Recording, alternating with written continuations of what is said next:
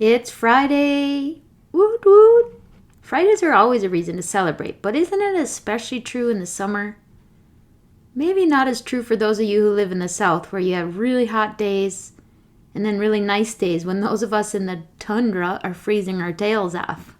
Well, here in Minnesota, we only get a few months of summer weather, so we're grateful for every day that doesn't require a parka. On that note, summer is the time of year when many of us like to take a bit more time away from work. But let me ask you this. Do you feel guilty when you take time off from your 9 to 5? Do you worry what your team will think?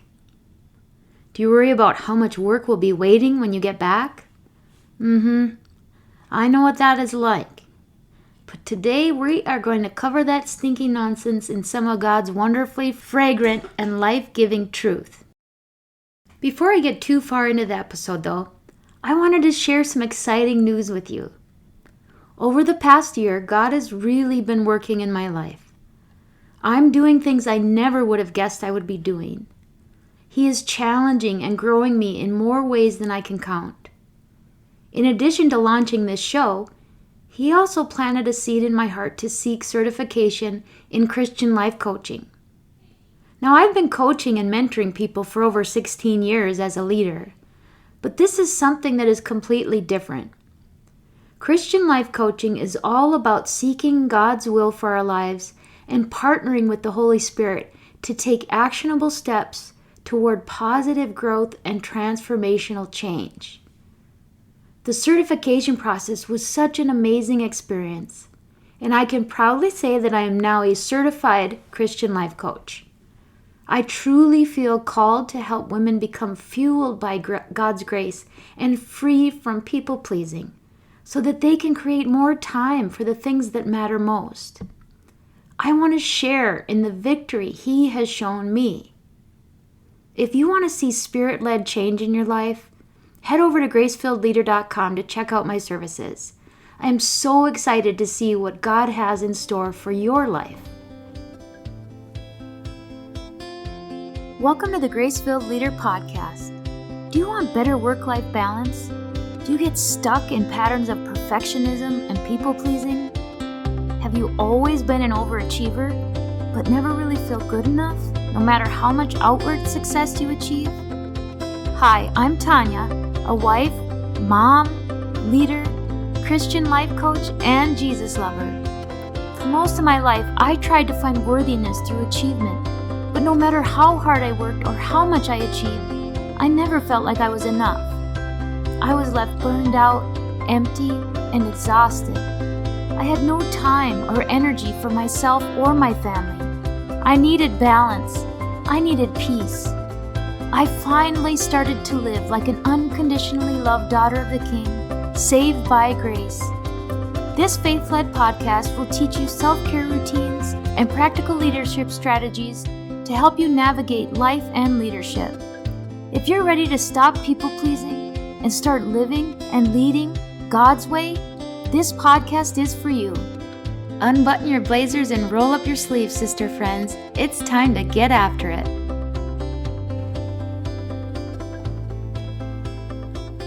Not today, Satan. That is what I am declaring. Yep, I said it. The enemy likes to get in our heads and take advantage of our areas of vulnerability. One of those areas for me is guilt. Guilt over taking time away from my day job. Well, this year, I am binding up and casting out that stinky nonsense. I've been a little more, quote, selfish this summer. In reality, it's not as much selfish as it is smart and healthy. But anyway, I decided that I was going to be done with feeling guilty about taking time off of work.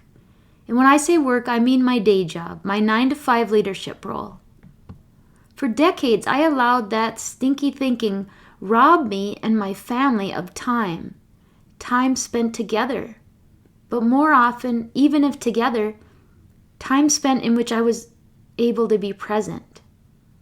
If I wasn't physically at work, chances are I would be thinking about work, feeling anxious about work, or checking emails to try to avoid feeling anxious about work. which of course had the opposite effect. It really was all self-imposed. I placed most of that pressure on myself. Well, this past year, and all praise be to God, I am finding real freedom from that guilt.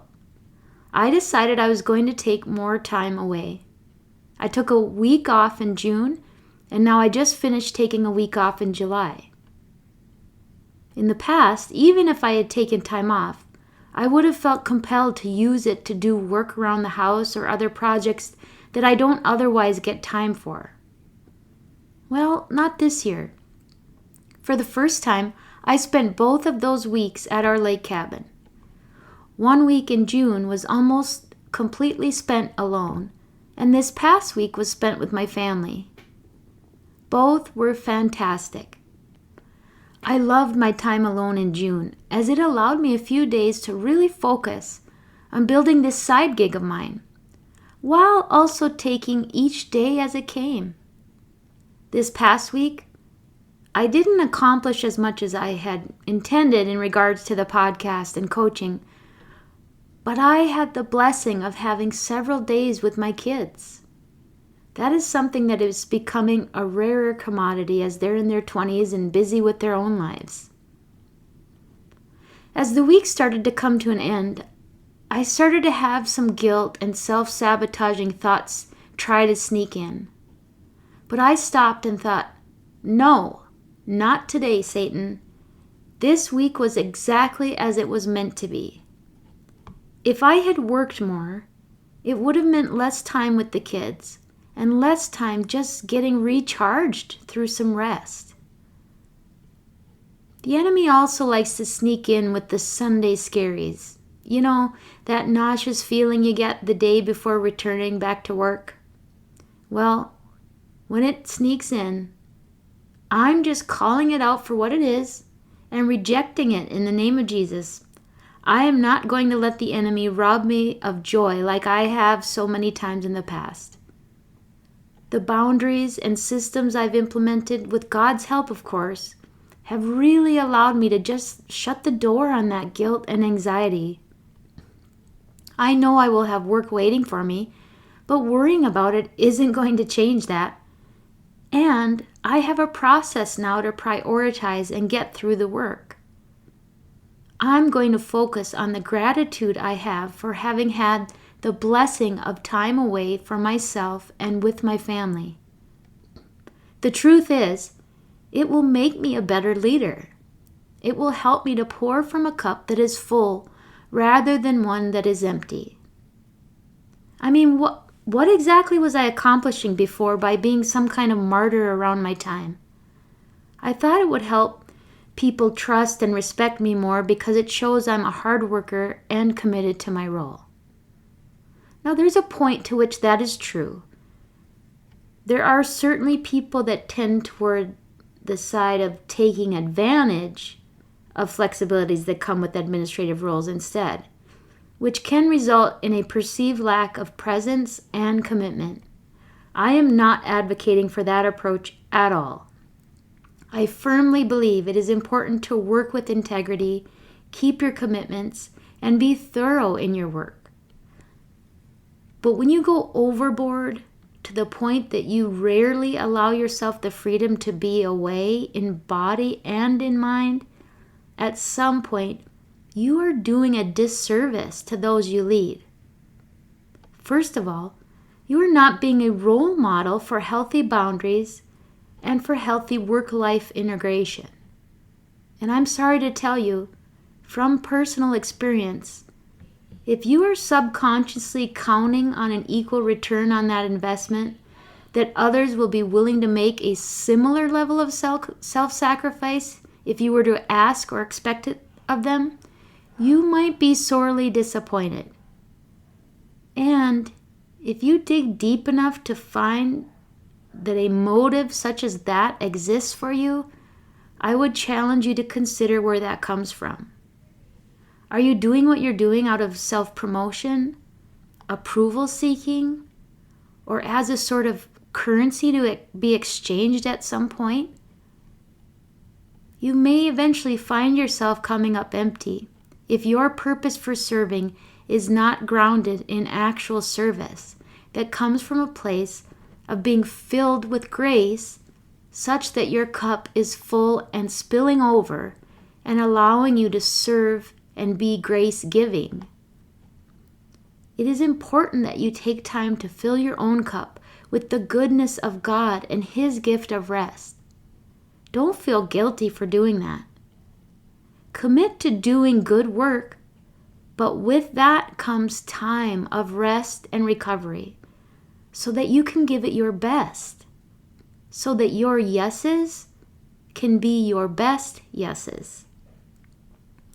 So if you find yourself in need of a break, if you're running on empty and you need to recharge, consider taking some time away. Do it without guilt and protect it. Be grateful for the moments you get that you will never regret taking. I will never regret having taken time away to hang out in my comfies with my kiddos. Those are precious moments I would give anything to have more of. It gave me pause to just witness the amazing human beings that the Lord allowed me the honor of raising. We've had our challenges, but gosh, He is blessing me through them. I'm so very proud to be their mom. And I'm pretty tickled that they actually wanted to hang out with their mama for a week. So I'm going to say it again.